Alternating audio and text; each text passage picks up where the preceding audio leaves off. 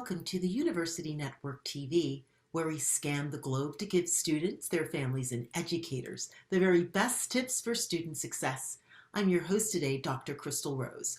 Welcome to our featured series exploring the college application essays, and today we'll discuss the 7 questions to ask yourself before you write about your mission trip for your college application. In other words, we'll be discussing just how to incorporate international service opportunities in your college application.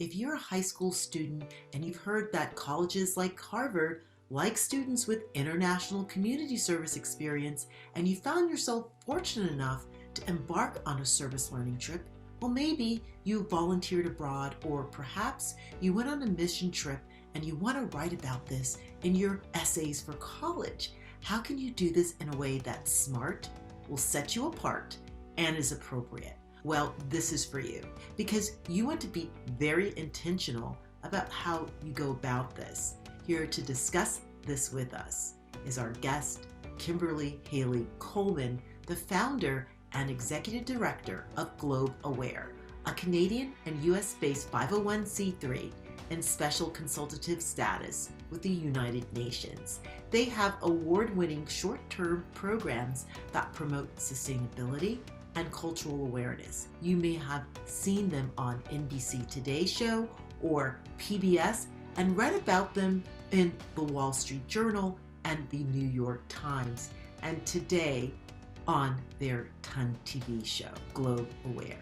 To find out more about Kimberly Hayley-Coleman, please find her bio in the link below.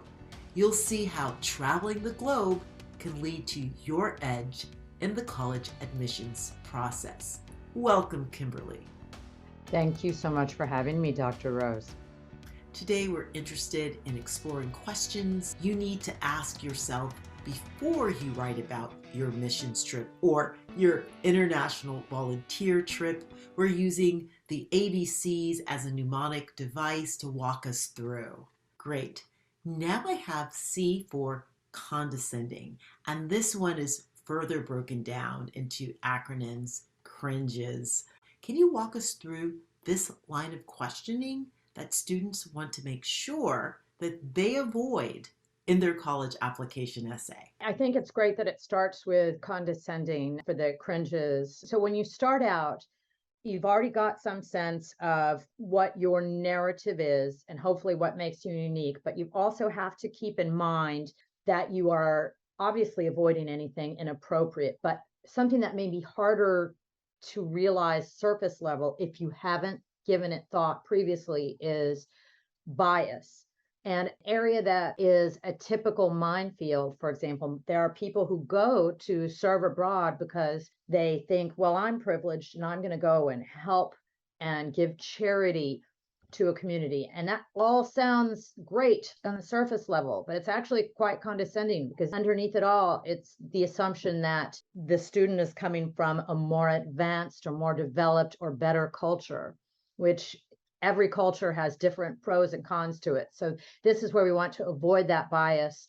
It comes across as very condescending. It's what you learn from that culture and from the people and from the community that's much more important. So you want to avoid anything that's nationalist or hurtful, anything that would make someone cringe, which is why it's such a appropriate acronym. This condescending, racist, insensitive, generalizing, exceptional, sexist. So anything that implies you saved a person. You might have come across the concept of a white savior complex, where people go to serve, but they cast themselves in the light of a hero with a cape on, coming in to save the day. And just as what happens when students are going to serve abroad. But I can also tell you that universities look at that very poorly for someone to see themselves in that role. And so if you keep that lens on to think about anything that would make you cringe amongst those items of condescending, racist, insensitive, generalizing, exceptionalist, and sexist, then I think you'll be good. And again, focusing on what you learned rather than what you saved. And I can see there would be a fine line here because If you're working on a project, you might be thinking productivity oriented. What did I produce? What did I make? And it's not that that's completely irrelevant. It just has to be within the context of these other concepts. So again, if you installed concrete floors, that's the part of what you produced and did, but you did it with a community. And why did you do it? What came out of it? What surprised you? What did you learn about how this local community has already created great solutions for their own issues that we wouldn't have thought about?